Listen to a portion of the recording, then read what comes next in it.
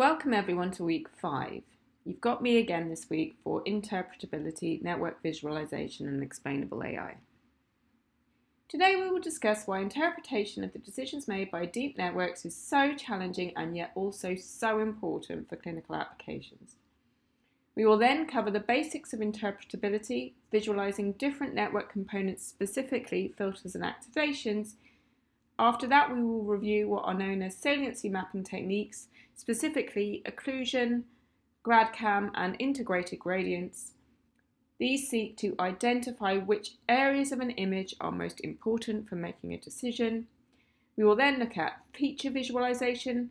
These methods instead try to generate novel images which maximally activate different neurons, channels, or layers of a network. Towards the end, we will look at latent space embedding, specifically TS&E, and the use of surrogate models to provide high-level explanations of what the networks are learning. And finally, at the end, we will review inherently interpretable or explainable models such as generative or causal techniques and the use of attention modules. So let's start with a very quick recap of the most important concepts from the past weeks that you're going to need to use here.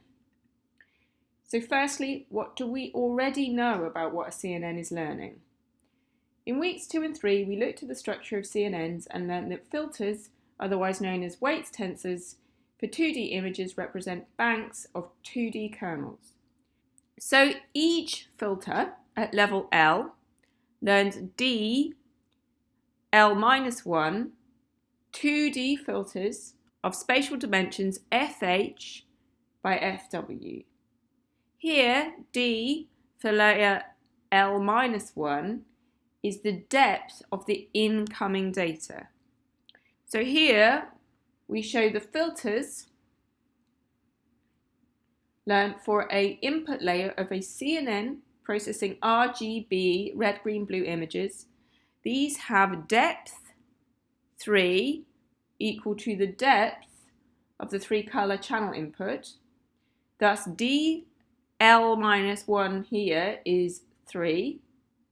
Some examples of 3D RGB filter kernels are shown here, and we will see how to extract and visualize these in today's tutorial. So each one of these RGB images represents one filter learned for layer 1, and we learn DL of these at each layer. So in this example, our DL for D1 is 64, but that's a tunable parameter for the user to define. The action of operating over an image with just one of these kernels generates a single activation map. For example, this toy example here, which picks up on the edges of, let's say, the red channel. And the size of the activation map is controlled by the dimensions of the input image, choice of padding, stride, and filter kernel size. Note also that we did see last week that for 3D this principle remains the same, but in that case we are instead learning banks of 3D filters. So how are CNNs learning? Well, in week 1 we learned that the networks rely on gradient descent to estimate parameter updates by chaining gradient updates back through a series of differentiable operations from root to loop.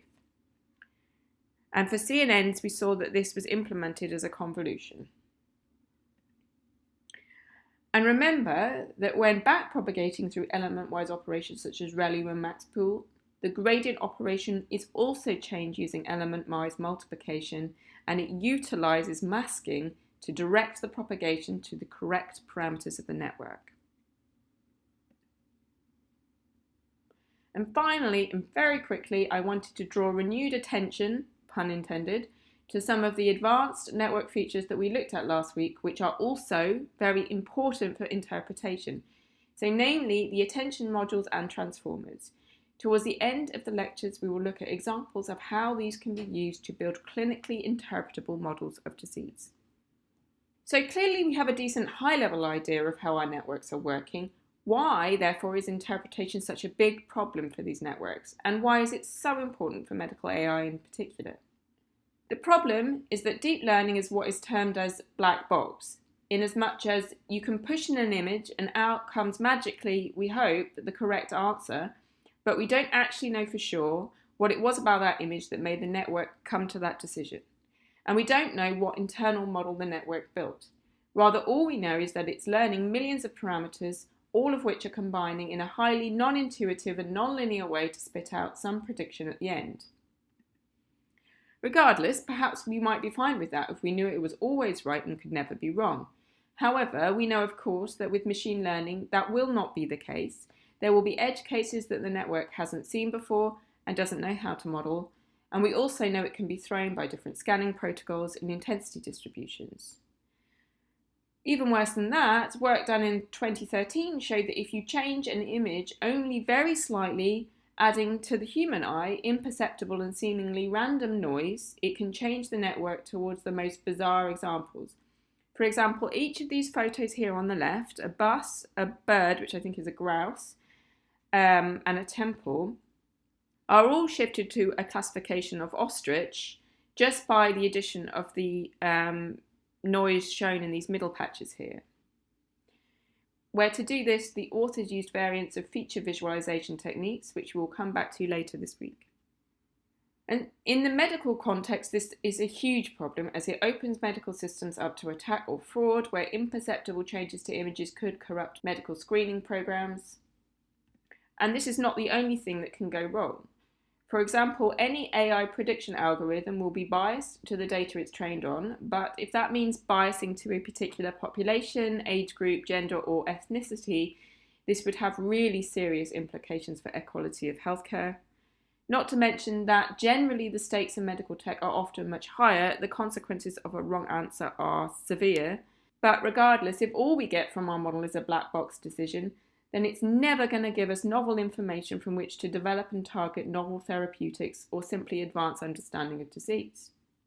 Therefore, interpretability and explainability is hugely important for medical problems, and today we're going to look at the historical development of the field of interpretable and explainable AI.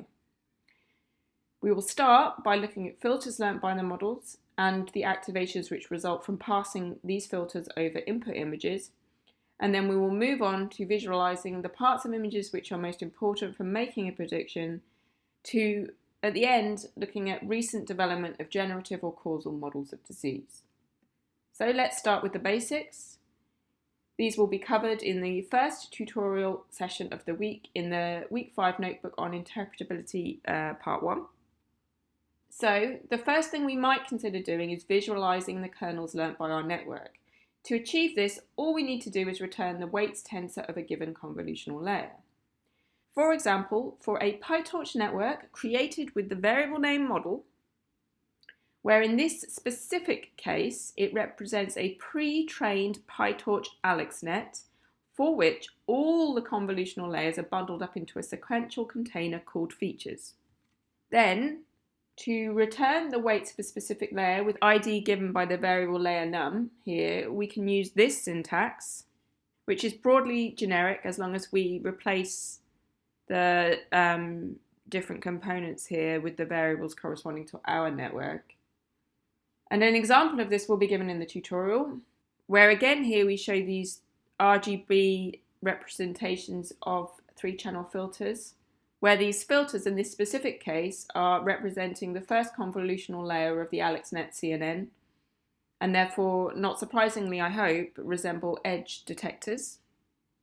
So next we want to consider looking at not the weights, but what happens if we apply each filter kernel to a specific image. In other words, we're interested in looking at the convolutional activation maps, and we can do this with PyTorch hooks. Hooks, incidentally, are general tools available in PyTorch for modification or returning of specific subcomponents of a network. In other words, once created, they are automatically run whenever the forward or backward function of a torch autograd function object is called.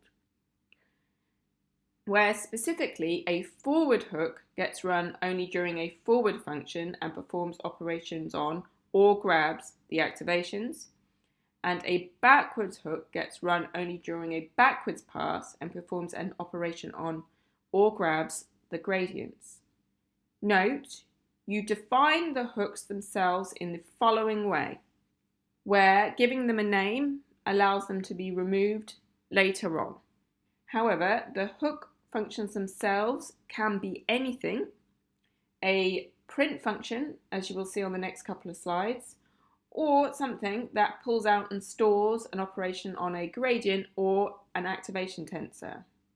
They each take the following arguments, depending on whether they are a forward hook function or a backwards hook function, and therefore in themselves they cannot be generic.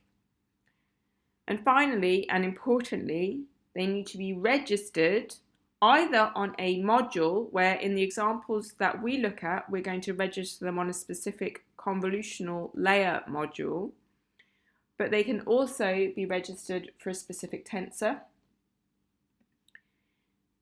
So this example is from the official PyTorch tutorial, and we also quote it in this week's notebook. You will see here is the definition of the hook function with the arguments self, input, and output. In this specific instance, this function simply prints out the data type and the size of the input and output tensors, where the output, importantly for the tutorial, is going to be the activation of this layer. This function does not return or save anything, however, so you will need to figure out how to do that when extracting activations for visualization. Also note, this hook is created, as we showed on the previous slide, with the syntax network name, module name, which is here convolution1, register forwards hook, and then in the brackets, the function name. To apply it, we must make a forward pass through the network as shown here. And when you run it, it should print out the following output. By contrast, to create a backwards hook, the arguments change to grad input and grad output, where importantly this is going backwards, so the input will be from layer L+1 and the output will be from the current layer L. The function can then print the data types and sizes of the gradient tensors, where to call it you must first register the backwards hook, where this time we show it for the second convolutional layer, and then you need to make both a forwards and backwards pass. The output will then look like this, calling both the forwards and the backwards hook as it goes. Thus, we can use forward hook functions to pull out the activations as outputs of convolutional layers, and you will try this for yourself during the tutorial for a network trained on MNIST. Finally, here I just show an example of how to remove a hook once you've used it and you don't need it anymore. You just need to make sure, as I've already said, that you name it and then remove it in the following way.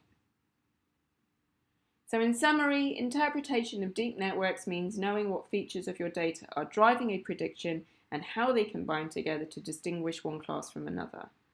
Knowing what a network is doing is vitally important for troubleshooting your models, ensuring that they are learning the right things so they generalize without bias. And this is vital for medical imaging. Clinicians and patients need accountability of these systems, not to mention, ideally, more information about the causes and symptoms of disease from which to develop new treatments.